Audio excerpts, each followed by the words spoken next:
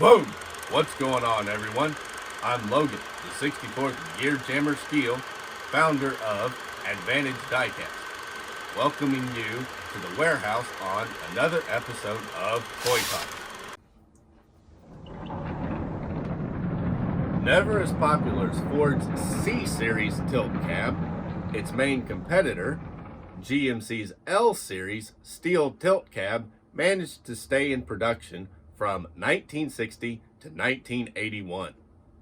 Over the 21-year production run, only some minor cosmetic changes occurred. As the GMC brochure says, GMC's 72-inch tilt has virtues all on its own. Its cab tilts for easy general maintenance and less downtime. The cab's tilting mechanism is positive and tamper-proof. It's an easy one-man operation with the torsion bar counterbalancing. Drivers like the extra comfort and handling ease, and on the road, visibility is unsurpassed. Quality runs deep in the GMC 72-incher tilt. Here are some of the advanced design features that you'll appreciate. Dual or single plate clutches with hydraulic action and large facing areas. Power matched engines and transmissions. Wide track axles to maintain stability. And vari-rate springs that automatically adjust to road and load conditions. There's no need to let heavy city traffic or cramped delivery areas put a crimp in your hauling schedule. Specify a GMC 72-inch tilt, the all-around town workhorse designed with a setback front axle for easy maneuvering and improved weight distribution. Light load or heavy, there's a 72-incher that can handle it with ease. 3 series are available with single rear axles and one with tandem axles. Engine choices include V6 or V8 gasoline engines, plus 2 big diesel power plants for operators who want extra economy on over-the-road hauls. GMC 72-inch tilts can handle whatever you haul, wherever you haul it. This is the 1964 GMC steel tilt cab that they made.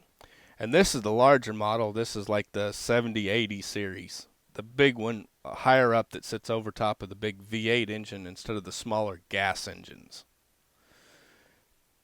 It's a resin cab sitting on a die-cast frame, and it comes in a hardboard sleeve wrapped around a display box with a clear plastic lid and a black plastic base. It also has the mirror in the back. However, this isn't quite the standard Neo. It's a little bit smaller box than most of the trucks come in. But then again, this is a smaller truck than most of them come in, even though it is in 1/64 scale. Now, you can see it says 1/64 scale, and it's Neo 64080. That's its item number. And I believe this is the last one that they've released of this particular cab. And we'll go on and get him out of the sleeve so you can see what he looks like. There, you can see that hardboard sleeve's gone, and you can see that nice clear display case lid, which will keep the dust right off it. Now, a word of caution, this display lid doesn't snap in. It actually has some tape on it, which I've gone on and removed so we can take it out and show it off. Which, quite frankly, that's the way I like to see models. Out of the package. And you can see it's just screwed on with 2 Phillips head screws, just like the rest of their trucks. And I'm going to go on and take it off that base so you can see it. But make sure when you do, you hold it thumb underneath and forefinger right there on the frame, because it is a die-cast frame instead of a resin frame, so it has plenty of strength to the frame. There. Get the right screwdriver, and we can get him right off of this frame. Real easy to do.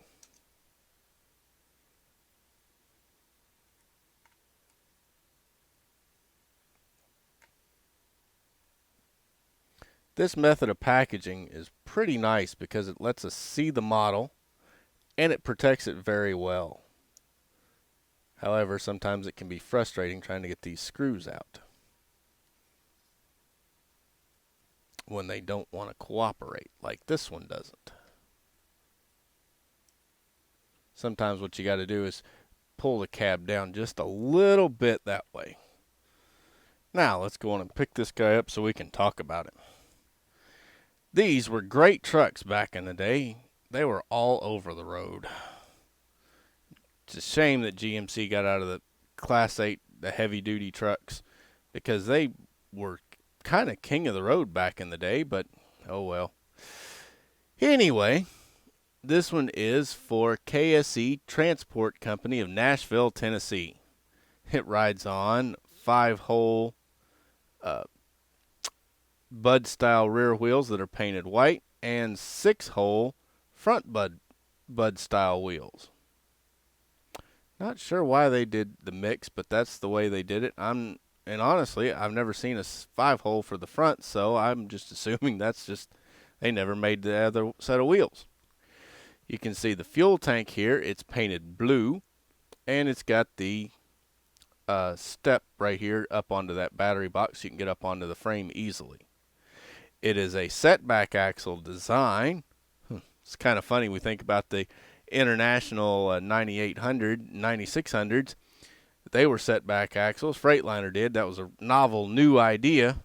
Here we go back in the 60s. Setback axle, push the cab forward just like those trucks. And this has kind of got a Euro styling to it, but it's not. It's an American. You can see this extra piece that's put in there and underneath, because all he did was take the cab for the 40, 50, 60 series and set it up a little higher on the frame so they could put a taller motor under it, and then they filled in the gaps. It's got the mirror there, turn signal there, it's got a tampo right up there, and it's got the vacuum-formed super clear windows that are trim-ringed in black. Also, you can see the vent for the sleeper. It's got the GMC model number there, and it has US DOT and other numbers on it. This is a sleeper model, and that is the sleeper there. Turning him around to the front, you can see the GMC right there, big front and center in the grill. The little turn marker lights that are right there, and you can see individual jewel style headlights, single big rounds. And then this bumper, well, it's pretty cool. It has the white paint, white and black with the striping, the zebra striping for safety to make this truck kind of stand out. And it has a Tennessee license plate mounted right there on the frame. You can see a truck number here, and you can see a white chevron pattern to go with the two-tone paint scheme. White up top, blue down on the bottom. Photo etched windshield wipers. Be careful with those. They're easy to flick off. The seats and the dashboard are black on this one, but the steering wheel is white, making it a really nice paint job. Coming around to the passenger side, well, what do you know? Looks pretty much like the driver's side. Same fancy details. The steps here, only there's no battery box, so the fuel tank is mounted a little closer to the cab that way. It's painted in blue. Then you can see the door handle, mirrors, turn signal, the GMC logo, and the DOT numbers. Also the same white painted wheels. Turn him around to the back. There's that Tennessee license plate again right in the frame. And this one has individual jewel style brake lights, and they're in red. Turn him up just a little bit so we can see the fifth wheel. And there it is. It should pivot. There we go. It pivots. And it has the Kingpin hole diameter set up for DCP first gear or the Neo trailers, of course. Oh, turned up higher, you can see the fuel caps are painted in silver.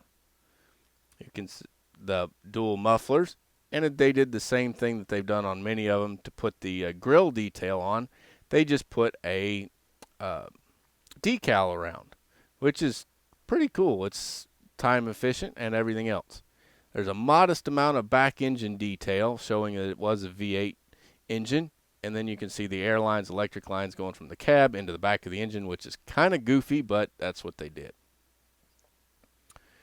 Now you can also see it has the back window there, which is another vacuum formed part. Now we'll turn him up underneath, and here it says Neo scale models, made in China, 164 GMC steel tilt cab, 1964. It has a spring front suspension, nice axle with tie rod, and then it has a tandem rear axles with differentials, drive shafts connecting up to the transmission, and you can see the rear suspension. And to get that set forward look, you can see they just literally mounted the cab that much further forward. Pretty cool, huh? They just mounted the cab further forward on the frame.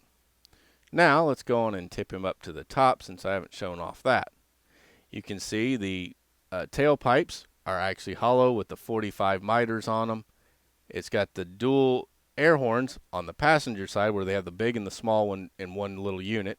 Pretty common on smaller trucks. And then it's got very nice rib detail in the roof, and you can see the individual bullet style roof clearance lights that are silver and painted amber. They did a really nice job making a truck that was a backbone of the highway and totally forgotten today. Now this truck probably hauled freight trailers, and I want to show you guys what it looks like with a trailer so you can get a good idea of what it's like. Or you could go on and just set this thing up on your layout with the vintage truck show. It would be really, really nice. But anyway, what I've got for you is a 40-foot vintage trailer. Granted, this is a 70s trailer and the tractor is from the 60s, but that's all right. Doesn't that look pretty nice sitting there? That's the 64 GMC steel tilt cab with a sleeper and a 40-foot DCP trailer. That looks really sharp. That'd been a very common combination out on the highways back in the day. How many of you have one of these 1/64 scale trucks in your collection? Are you afraid of resin toys? Is it the reputation that one manufacturer gave resin toys as to why you're afraid of them? Honestly, I'd like to know, so drop them in the comments below. I've also got a report on resin versus diecast, and it'll tell you why we shouldn't be afraid of resin models, and actually we need to embrace them and put them into our collections instead. That way we can keep this hobby alive. Go on and grab your copy at the link in the description below, and shop for Neo scale models, 64 scale trucks on my website at farmtoysandmore.com. Thanks for watching. Drop a comment below on what you liked or what you didn't like about the video. And I just know that you've got some friends out there that would enjoy this video, so go on and give it a share with the share button. Please be sure to hit the thumbs up button to let YouTube know that you enjoyed this video, and make sure you tap the subscribe button and join my YouTube family. I really appreciate each and every member of my YouTube family. I'm Logan, the 64th Gear Jammer Skeele, and I'll be back in the warehouse soon for another episode of Toy Talk.